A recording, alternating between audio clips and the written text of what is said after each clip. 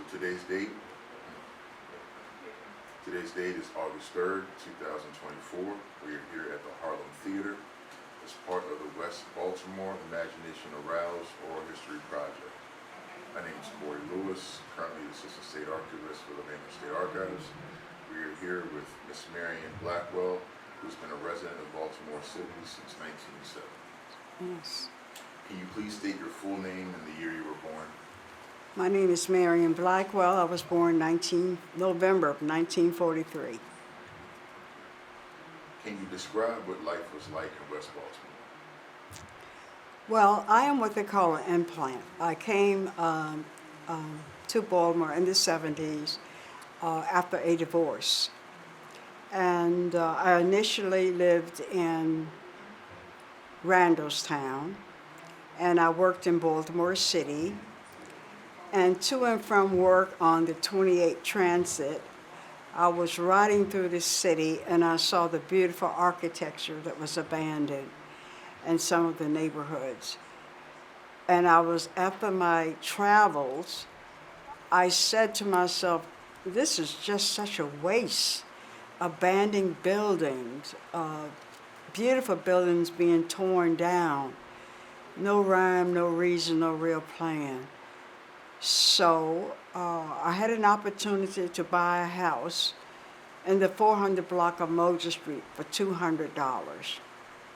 And I moved from my then Carriage Hill, very nice place, to Baltimore City in the heart of Upton and 2 blocks from Pennsylvania Avenue. Everyone thought I'd lost my mind and I was under some type of duress and stress. But I was just taken back by the beauty of the building, the physical location of the where I live, and the walking distance to and from Pennsylvania Avenue, Howard Street. It was just a good fit for me. So I began to renovate a house knowing nothing about a 2x4, 2x6, knowing nothing. And on the block that I live in the 400 block of Moser Street, there was this gentleman by the name of Henry Hall, who was a aquatic engineer, and he was the research and the point person for SeaWorld. Mr. Hall would tell me, this wall you can't take out because it's structural. You can't do this. And so he assisted me single-handed, this woman, but then I was like 102 pounds trying to renovate a 3,000 square foot house. Mr. Hall eventually went on to be one of the contributors and the idea behind the Baltimore City Aquarium. And there is a room named after him in the Baltimore National Aquarium. So I finished my education, started working on my master's, and my area of focus was the renaissance of African American communities. And the community that I was lived in was Upton, right off Druid Hill Avenue. And I began to talk to my neighbors who had been long-term residents. And I saw the gleam in their eyes when they talk about the day of Pennsylvania Avenue in its heyday. They talked about the cohesiveness of the community, how the church, the community, and the civil rights movement all were part in one, and how the neighborhood was really a good place to live. It was a successful neighborhood. As I began to do more and more research and documentaries, looking at what was going on in the neighborhood, I did find that it was, in fact, one of the most historically significant neighborhoods in the country. I was sort of like thrown into community organizing. I formed a community organization named after Henry Hall, which later on, when it was the Henry Hall Memorial Neighborhood Improvement Association. Well, eventually it transformed into the Marble Hill Community Association. We organized to keep our neighborhood up. we organized against what we call urban renewal and the inward renewal. And we fought hard and strong to hold on to Druid Hill and McCullough Street and its architectural integrity. That was in 1982. In 1985, we had a strong petition and went for local designation of Upton's historic Marble Hill. It later went on in 1985 to 11 block radius. To date, we're looking at further extension of the historic district. And I never thought that I would get involved in preservation and the importance of history. And I think that when one tends to get older, they reflect on their past, their young life, and what they have been taught. And my grandmother was a resident of Colonial Williamsburg. So she would tell me about the transformation of Colonial Williamsburg when the blacks were moved out. And the Colonial Williamsburg was restored to a tourism district. I began to think and I began to see patterns, reading what was going on all the country, across the country, about how sustainable black neighborhood had been desecrated through riots, all various different means. So talking to about 7 or 8 neighbors, we would meet on the weekends in the backyards of our houses which were under construction and talk about the preservation and the importance of our history to our younger generation. And our goal was to preserve the history so that our younger generation could understand that we were pivotal in the progress of the United States, and that many of the civil rights leaders, those leaders in jazz, music, entertainment, arts, live within our community. I can honestly say, I can think of some of these individuals. 2 doors down from me, Ramir Bidden at one point lived, Thurman Templeton, Harry S. Cummins, the Murphy family, Henry Hall, Violet White. I could think of these were individuals who were basic change makers in policy in the United States as well as in Baltimore.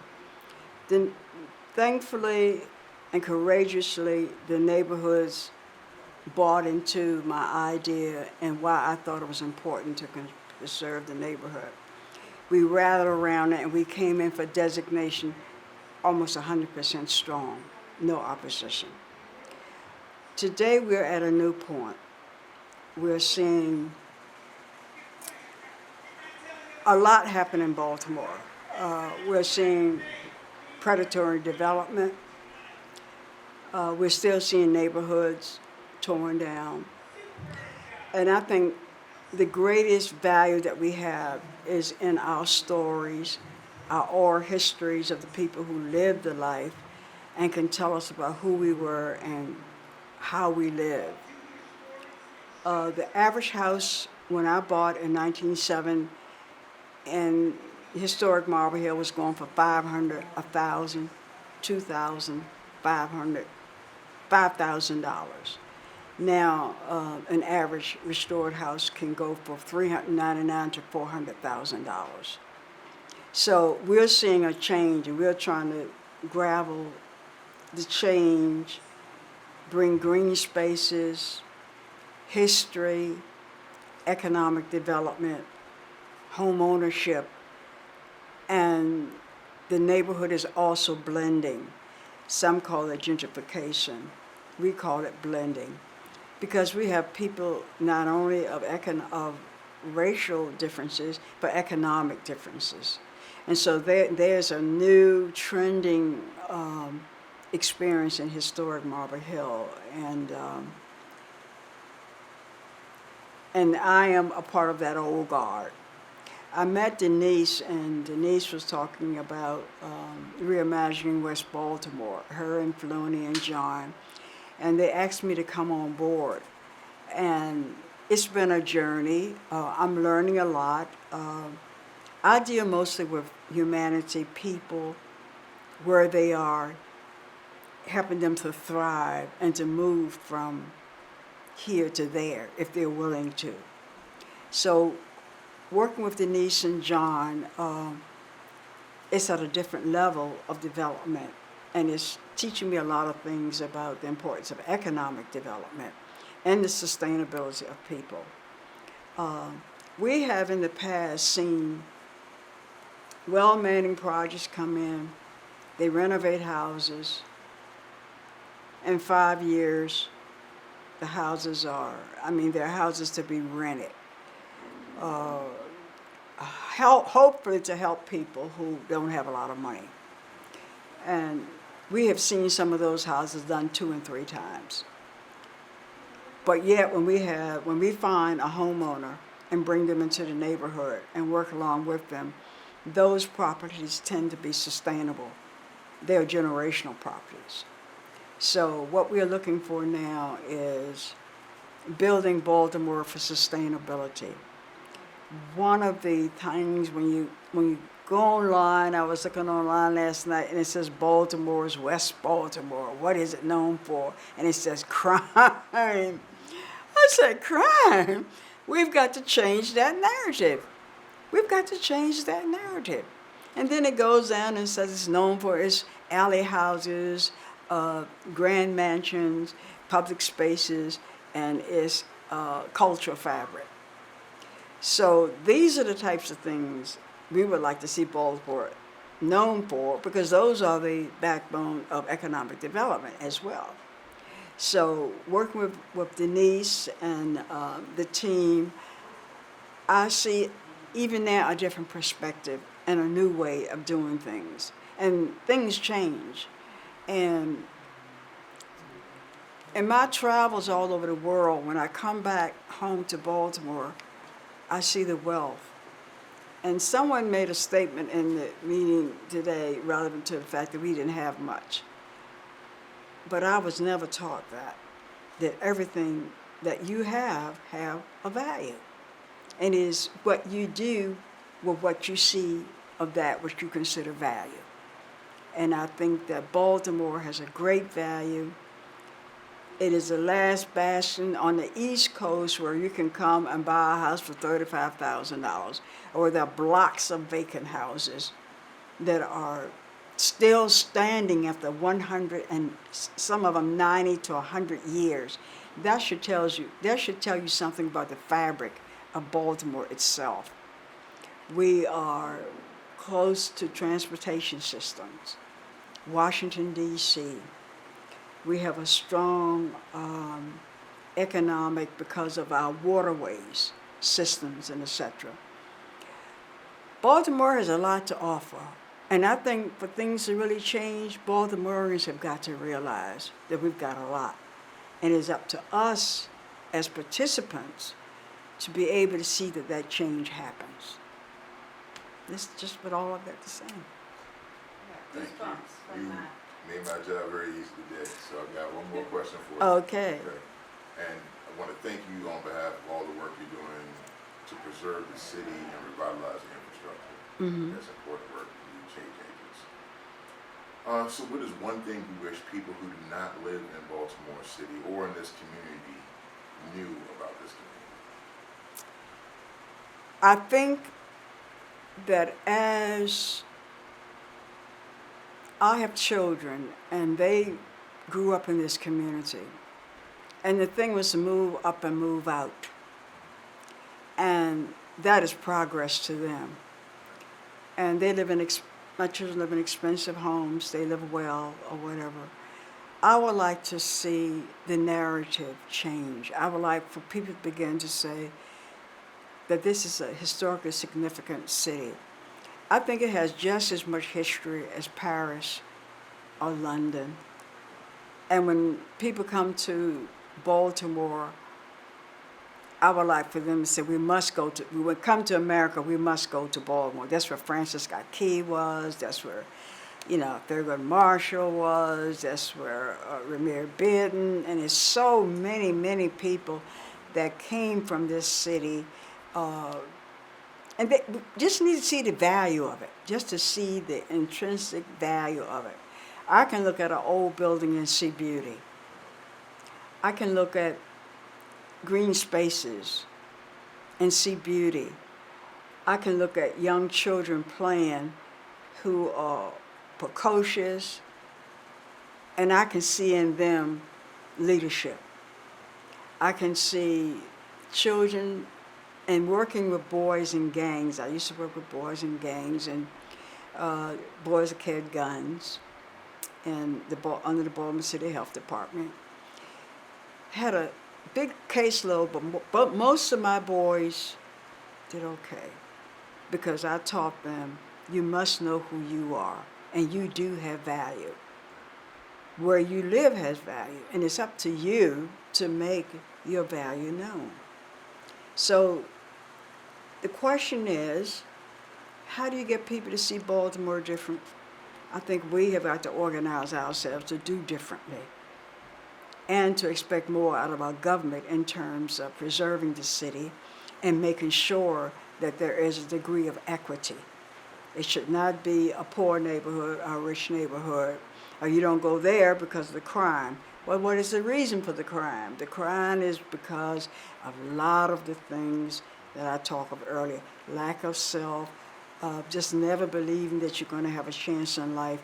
All of that can be changed. And I saw that happen with boys who carried guns. They would say, you know, I don't have a future. And my thing was convincing them that you do have a future. Your future's all around you. You're part of the future. You've got to see that. But once they get that mindset that things have value, that you have value, and that you are blessed to be living in a city with so much diverse history, once they see that, I think the idea will change. Once the idea changes, the economics is going to change. And then we have to figure out to make sure that the haves aren't pushed out, and there's a way that the haves and the have-nots can come together.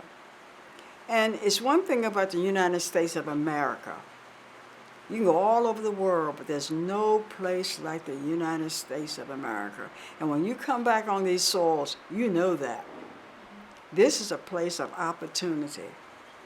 This is a place where people can come together and get things done. We've shown that. We have a history of that.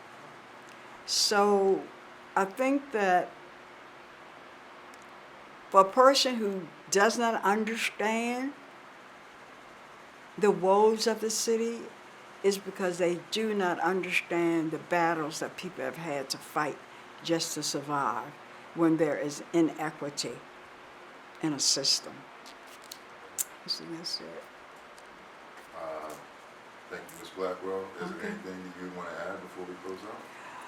Well, I think that what you're doing is good. I think that we need to have more neighborhoods having story circles. We need to have more neighborhoods having the archive, people in communities and neighborhoods to get the real, the authentic stories. I think that funding should be set aside to see that this type of information is restored and kept for future data. Because there's always his story, and that is not always the original story. That's right. Okay? All right. Thank you. Thank you. Hope I didn't talk too much. No, Oh my gosh, you I were could great. listen to you all day. Yeah. I didn't have to ask any more questions. It was question 2, and you took it from there. You answered Okay. everything I was going to ask. All right, Thank and you. thank you guys